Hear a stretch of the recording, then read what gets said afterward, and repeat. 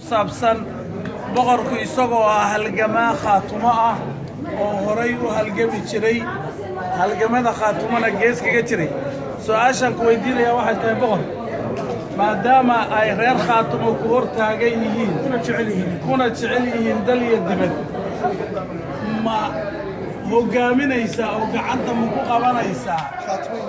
khaatumo iyo systemka khaatumo isin ahaan iyo magac ahaan